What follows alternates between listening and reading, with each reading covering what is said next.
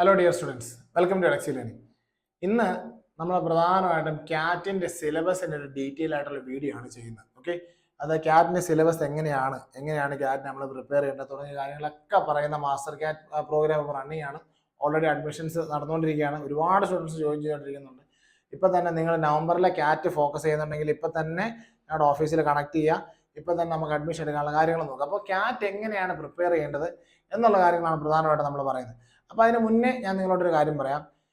നിങ്ങൾ ക്യാറ്റിന്റെ preparation already start ചെയ്തിട്ടുണ്ടെങ്കിൽ ആരെങ്കിലും ചാനൽ സബ്സ്ക്രൈബ് ചെയ്യാത്ത ആൾക്കാരുണ്ടെങ്കിൽ ഇപ്പൊ തന്നെ ചാനൽ സബ്സ്ക്രൈബ് ചെയ്യുക. അതുപോലെ തന്നെ ഡിസ്ക്രിപ്ഷനിൽ എഡക്സി ലേണിംഗിന്റെ ഫ്രീ വാട്സ്ആപ്പ് കമ്മ്യൂണിറ്റി ഗ്രൂപ്പ് ഉണ്ട്. ക്യാറ്റിന് വേണ്ടി ലേൺ ചെയ്യാൻ വേണ്ടി ഫ്രീ മെറ്റീരിയൽസ് ഷെയർ ചെയ്യുന്ന, ഫ്രീ ടെസ്റ്റുകൾ നടത്തുന്ന, ഫ്രീ ആയിട്ട് സ്റ്റുഡൻസ് നിങ്ങൾക്ക് പഠിക്കാൻ പറ്റും. അപ്പോൾ ഇപ്പൊ തന്നെ വാട്സ്ആപ്പ് കമ്മ്യൂണിറ്റിയിൽ അംഗമാകുക. നമുക്ക് വീഡിയോയിലേക്ക് പോവാം.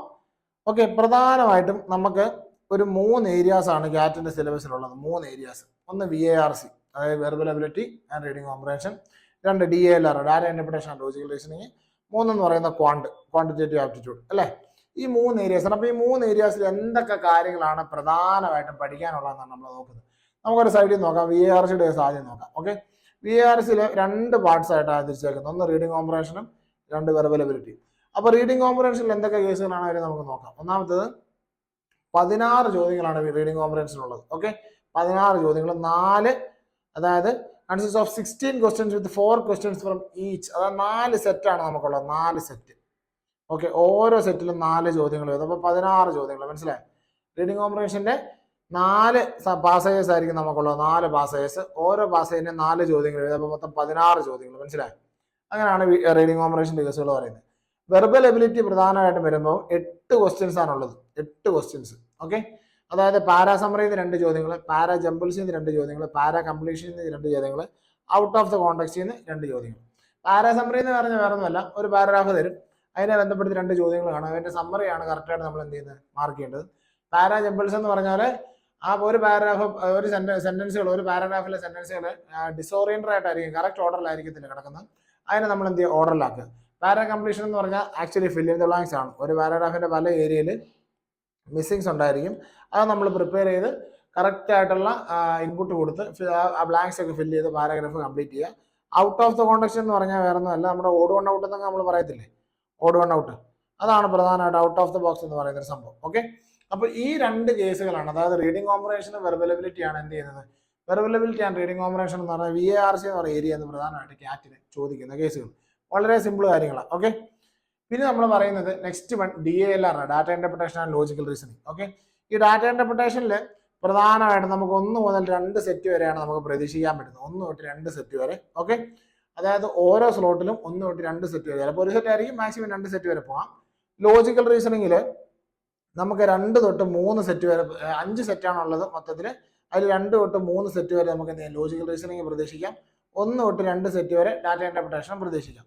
അതായത് ഈ ഒരു ഏരിയ മാക്സിമം നമുക്ക് 20 മുതൽ 22 ചോദ്യങ്ങൾ വരെ, അതായത് DALR data interpretation and logical റീസണിങ്ങിൽ നിന്ന് 20 മുതൽ 22 ചോദ്യങ്ങൾ വരെ നമുക്ക് പ്രതീക്ഷിക്കാം. അതിൽ 1 തൊട്ട് 2 സെറ്റ് എവിടെ, നമ്മുടെ ഡാറ്റ ഇന്റർപ്രിട്ടേഷൻ ആണെങ്കിൽ 2 തൊട്ട് 3 സെറ്റ് വരെ ലോജിക്കൽ റീസണിങ്ങിലായിരിക്കും ഉണ്ടാകുന്നത്.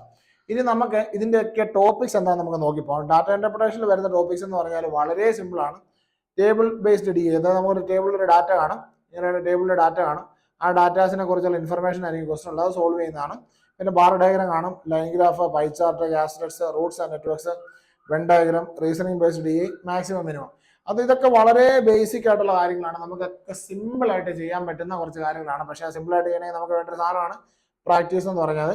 അപ്പോൾ ലേണിംഗ് വിത്ത് പ്രാക്ടീസ് എന്ന് പറഞ്ഞൊരു സംഭവമാണ് എഡക്സി ലേണിംഗ് മാസ്റ്റർ ക്യാറ്റ് പ്രോഗ്രാമിൽ ഫോളോ ചെയ്യുന്നത്. ഡെയിലി നമുക്ക് ലൈവ് ക്ലാസ്സും ഉണ്ടായിരിക്കും, ഡെയിലി നമുക്ക് ടെസ്റ്റുകൾ ഉണ്ടായിരിക്കും. ഇതിന്റെ ഉപകാരം എന്ന് പറഞ്ഞാൽ ഡെയിലി നമ്മൾ പഠിച്ചു പോകുന്ന മാത്രമല്ല, ഡെയിലി അത് പ്രാക്ടീസ്ഡ്. അതാണ് ലേണിംഗ് വിത്ത് പ്രാക്ടീസ് എന്ന് പറയുന്നത്. നമ്മൾ ലേണിംഗ് വിത്ത് പ്രാക്ടീസ് എന്ന് പറയുന്ന സംഭവം. ഓക്കെ, അത് നമ്മൾ മനസ്സിലാക്കുക. ഇനി ലോജിക്കൽ റീസണിങ്ങിലോട്ട് വരുമ്പോൾ അതിനകത്ത് പസിൽസ് ഉണ്ടാവും, അറേഞ്ച്മെന്റ്സ് ഉണ്ടാവും, സെലക്ഷൻ ഉണ്ടാവും, ഗെയിംസ് ആൻഡ് ടൂർണമെന്റ് ഉണ്ടാവും, coin picking, cubes and cuboids, binary logic, syllogism. അതും നമുക്ക് ഈസി ആയിട്ട് അതിന്റെ കോൺസെപ്റ്റ്, ചിലപ്പോൾ ആദ്യമായിട്ട് നമ്മൾ കേൾക്കുന്ന കുറെ ടോപ്പിക്കുകൾ ലോജിക്കൽ റീസണിങ്ങിലായിരിക്കും ഉള്ളത് അല്ലേ. ആ ടെൻഷൻ അടിക്കുന്ന കാര്യമൊന്നുമില്ല. അതൊക്കെ നമുക്ക് അറേഞ്ച് ചെയ്യാൻ പറ്റുന്ന, പഠിക്കാൻ പറ്റുന്ന, ലേൺ ചെയ്യാൻ പറ്റുന്ന, നമ്മുടെ ലോജിക്ക് ഡെവലപ്പ് ചെയ്യുന്ന, അതിനനുസരിച്ചാണ് നമ്മൾ എന്ത് ചെയ്യുന്നത്, പഠിക്കേണ്ടതും. അങ്ങനെയാണ് എഡക്സി ലേണിംഗിൽ അത് പഠിപ്പിക്കുന്നത്.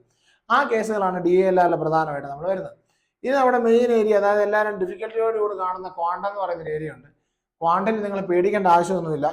നമുക്ക് ബേസിക്സിൽ 8ാം ക്ലാസ് തൊട്ട് ഒരു +2 വരെയുള്ള ക്വാണ്ടിന്റെ ലെവലിലൊക്കെയാണ് നമുക്ക് മാത്സിന്റെ ലെവലിലാണ് എന്ത് ചെയ്യുന്നത് ക്വാണ്ടിന്റെ ക്വസ്റ്റ്യൻസ് വരുന്നത്. ഓക്കെ, 8, 9, 10, 11, 12 അത്രേ ഉള്ളൂ മാക്സിമം. നമ്മൾ പ്രധാനമായിട്ട് അതിൻ്റെ അരിത്തമെറ്റിക്കിന്റെ ഏരിയ ഉണ്ട്, ഓൾജിബ്രയുടെ ഏരിയ ഉണ്ട്, ജോമെട്രിയുടെ ഏരിയ ഉണ്ട്, നമ്പർ സിസ്റ്റത്തിന്റെ ഏരിയ ഉണ്ട്, മോഡേൺ മാത്സിന്റെ ഏരിയ ഉണ്ട്. ഈ 5 ഏരിയ എന്നാണ് പ്രധാനമായിട്ട് നമുക്ക് ചോദ്യം വരുന്നത്. മനസ്സിലായി? 5 ഏരിയ. അരിത്തമെറ്റിക്കിൽ നമ്മൾ പ്രധാനമായിട്ടും speed and distance, time and work, അല്ലെങ്കിൽ common interest, simple interest, profit and loss, mixtures, alligations, ratio, proportion, average, അങ്ങനത്തെ കണക്കുകളൊക്കെ നമ്മൾ 8 തൊട്ട് 10 വരെ പഠിച്ച മാത്സിനെ ബേസ് ചെയ്തിട്ടുള്ള കാര്യങ്ങളൊക്കെ അവിടെ പ്രധാനമായിട്ടും വരുന്നത്. ഓൾജിബ്രയിലും അങ്ങനെയുള്ള കാര്യങ്ങൾ, ക്വാഡ്രാറ്റിക് ഇക്വേഷൻ എന്താണ്, ലീനിയർ ഇക്വേഷൻസ്, അതിന്റെ പ്രോബ്ലംസ്, അതിന്റെ ഫംഗ്ഷൻസ്, ഗ്രാഫ്സ്, പോളിനോമിയൽസ്, അതിന്റെ പ്രോബ്ലംസ് ഒക്കെയാണ് പ്രധാനമായിട്ട് ഓൾജിബ്രയിൽ വരുന്നത്. ജോമെട്രിയിൽ വരുമ്പോൾ ലൈൻസ്, ആംഗിൾസ്, നമ്മുടെ ട്രയാംഗിൾസുമായിട്ടുള്ള ബന്ധപ്പെട്ട അല്ലെങ്കിൽ സർക്കിൾസുമായിട്ടുള്ള ബന്ധപ്പെട്ട പോളിഗോൺസ്, ക്വാഡ്രിലാറ്ററൽസ്, അതുമായിട്ട് ബന്ധപ്പെട്ട കാര്യങ്ങളൊക്കെയാണ് ജോമെട്രിയിൽ വരുന്നത്. നമ്പർ സിസ്റ്റത്തിൽ നമ്മൾ പണ്ട് പഠിച്ച LCM, HCF അതിനെയൊക്കെ അടിസ്ഥാനപ്പെടുത്തിയ ചോദ്യങ്ങളാണ് പ്രധാനമായിട്ട് വരുന്നത്.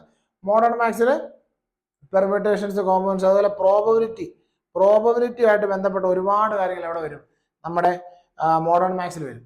ഇത്രയും കാര്യങ്ങൾ മാത്രമാണ് ക്യാറ്റ് പ്രോഗ്രാം നമുക്ക് ചോദിക്കുന്നത്. നമ്മൾ ഒന്നുകൂടെ പറയാം.